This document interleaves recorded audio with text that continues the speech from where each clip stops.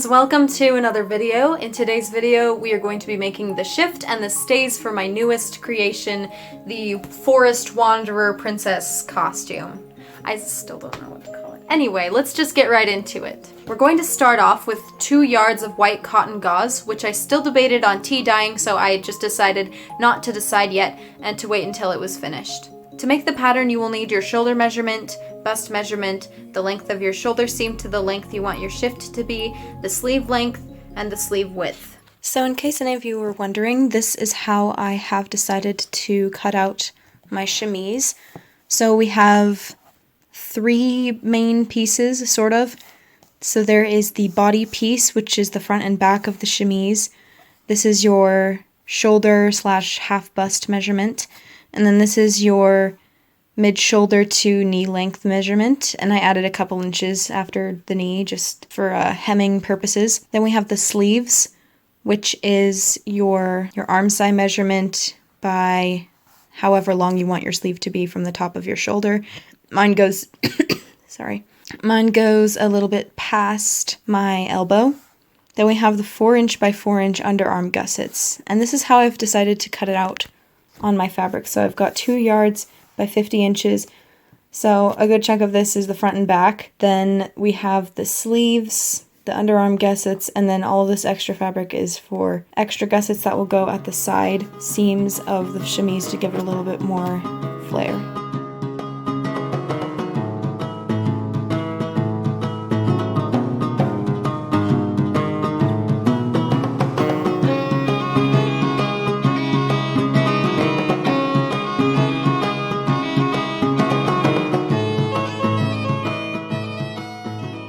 Sew up the sleeves, leaving 4 inches open at the top for the gussets.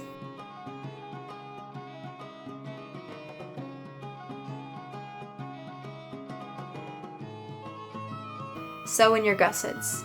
Next, I measured how long to cut the neckline and how much of the shoulder needed to remain at the sides of the neckline.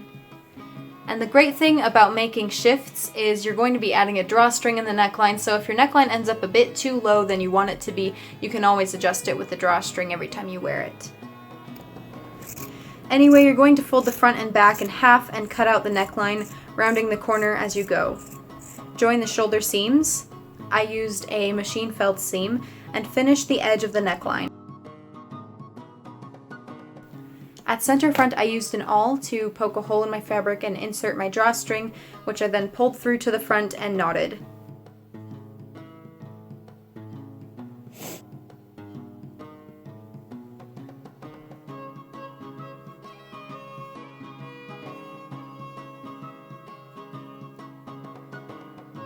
Using a zipper foot, I then encased the rest of the drawstring inside the entire neckline, front and back. Then I sewed in my side gussets.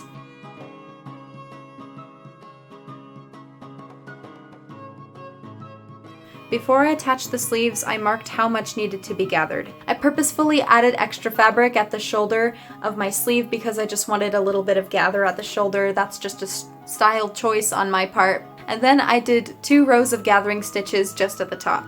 And then I attached the sleeves.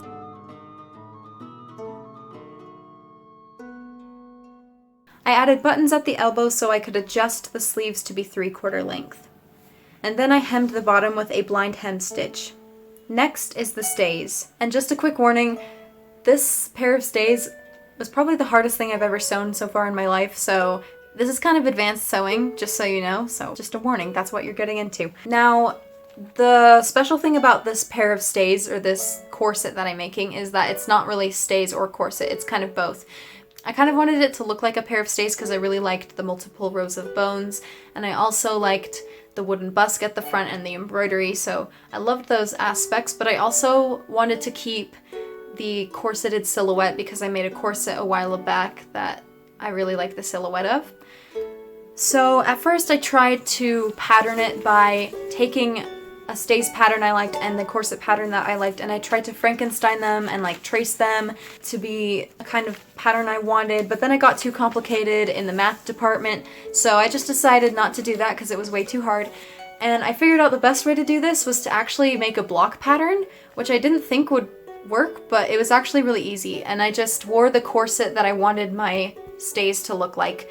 And then I traced the pattern pieces that I needed while I was wearing that block pattern, and then just subtracted the lacing gap from the back, and it worked like magic. Okay, so this is my third mock-up, I think. The waistline, first of all, is not as dramatic as I patterned it to be, and that's just because it's a little bit too big. I can't really see the back, but the lacing gap is non-existent because I laced it up all the way, so I can probably take it in about half an inch on each side, or maybe just a quarter of an inch on each side.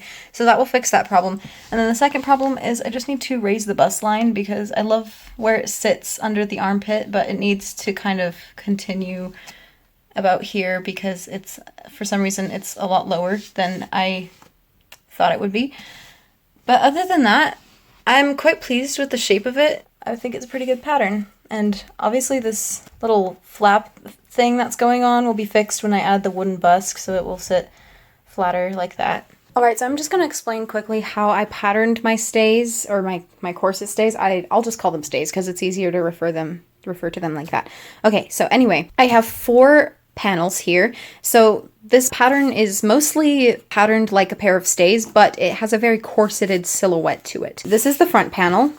It is cut on the fold, and it has a little slit to insert the gussets. It also has like a very curved seam to, I don't know, it mostly just for show, but this piece also kind of curves a little. This is the second panel. This is the side front panel, and it has a slit at the bottom and a slit at the top. This one's for a gusset, this one's just for little tabs.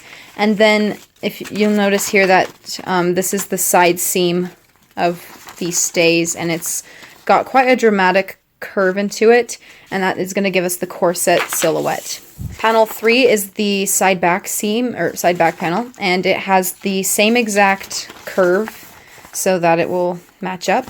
It also has a slit for the tab, and it doesn't have anything else at the top, it's just flat. And then this is the back panel, and it's got this fancy little, I don't know what you call it, like a diamond shape, and it just kind of matches up like that. So that's just what I'm going to refer to my pattern pieces as. There's the front, the back, and then side front and side back panel. Now I decided to risk it and just continue with my slightly adjusted pattern instead of making another mock-up, because as important as mock-ups are, I really hate them, especially corset mock-ups, because corsets and stays have so much structure to them. They can't function without all the bones and the waist tape and, you know, the lacing and everything. So you need all of that stuff for it to actually work. So when you're making a mock-up, you still have to do that, and it takes days and sometimes weeks only to figure out that your mock-up isn't perfect and you need to change it. So I only did one mock-up for this and hoped for the best, and it actually worked really good. First I stay stitched the side front and side back panels, but don't stay stitch the side front panels. That was a mistake. I needed to embroider those, and so I just ended up unpicking the stay stitching. Next I stitched the back panels together, but only the back seam, and you're going to flip it inside out, press it, and then stay stitch the other side. Now in the front and side panels, I added my gussets, and then I joined them at the center, and then I joined the center front to the side panels. To reinforce the seams, I pressed them open and stitched them down. Repeat this with the lining as well. Good evening. Okay, so next we need to embroider the front of the stays, and so I naturally thought to myself that I would just use the embroidery thread I already have, right? So I go to my sewing box and I grab some thread, and well, these are my current options as far as color goes, and I wanted blue, and well, none of these are blue. Even if there was a blue, I wouldn't want it to be in this particular color palette, so I ordered more thread, and it's coming today, so I have to just wait for the postman to deliver my parcel. Man, that postman is so stealthy. I was so lazy. I was like I did not move a muscle while I was waiting for this package to come, and I got a notification it had been delivered. I did not even see anybody. There we go. Select your colors and trace your embroidery pattern onto your corset. In my next video, I'll make a tutorial on how to do this type of embroidery, but for now, just enjoy this nice little embroidery montage.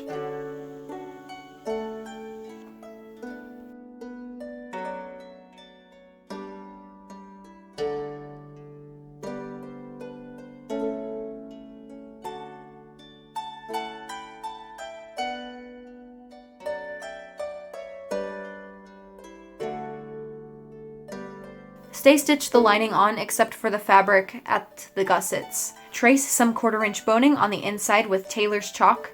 The lines must be parallel to the body, so I start with the straightest edge of my pattern and kind of work my way from there. This helped when I added a wooden busk at the front, which I made from some scrap wood, and then I stay stitched a channel for that busk as well, leaving the bottom open. Next, you want to stitch your boning channels, and there are a couple tips for this. First, you always want to make sure that you stitch them in the same direction, otherwise your fabric will wrinkle. And second, you want to develop some sort of muscle memory sense of spacing. I like to look at the distance between my presser foot and the stitching that I just did. And this is important because I actually had to skip over the parts of the stays that had embroidery on the front, so I couldn't use the chalk markings that were on the inside because the chalk markings don't erase very well, so I didn't want them on the outside. Then sew the rest of the panels together with wrong sides facing. I then placed upon these seams double boning channels. Bone the corset. I left a 1 inch gap between the back bones for the eyelets.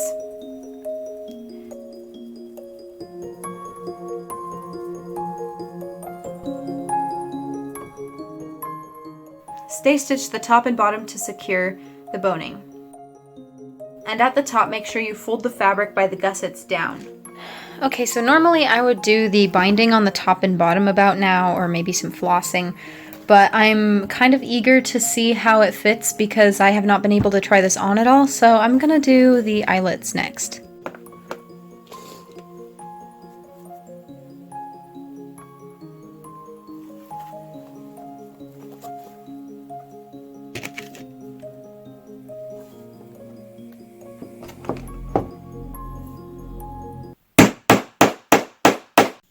Yeah, that's called trust in the process, baby. I did not think this would fit, to be honest, because I was comparing it to my other corset that I had. The panels were a bit shorter than the other corset, and I purposefully did that because my other corset laces up all the way, and I wanted a little bit of a lacing gap with this, so I didn't know if it would work or not, but I don't know if you can see that. Hopefully you can, but like there is a very substantial gap back here.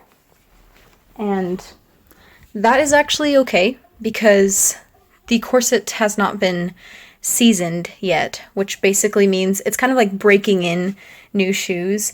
After you wear it a couple times, the fabric and like the seams, everything will start to relax and kind of stretch out a bit. And so right now, because this pair of stays is like fresh off the sewing machine, it doesn't want to do that quite yet. So at least it fits. That's the good thing. Stitch the bias tape to the top and bottom.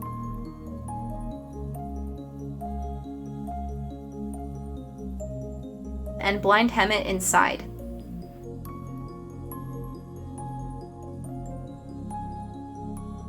And I also took this opportunity to finally finish that lining that was sitting by the gussets.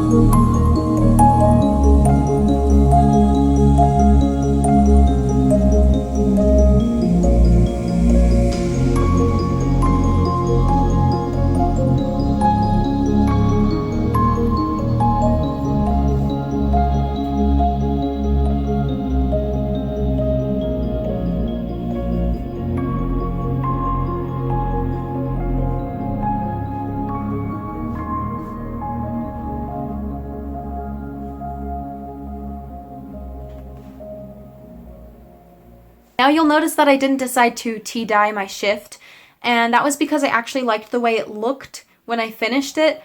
But now that I've finished the stays, I kind of don't like the way they look together with the off-white and the bleached white, so I'm probably going to tea dye it anyway. I just didn't have enough time to fit it in this video, so I'll probably post a picture of it to my Instagram or something. Anyway, with all that said, I hope you guys have a great day, and I hope to see you in the next video, and go out into the world and do your own sewing, or do whatever you want to do.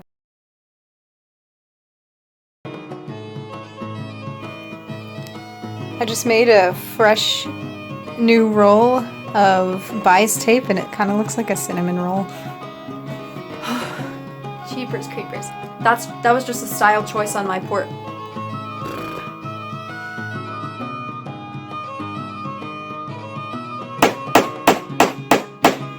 So bad.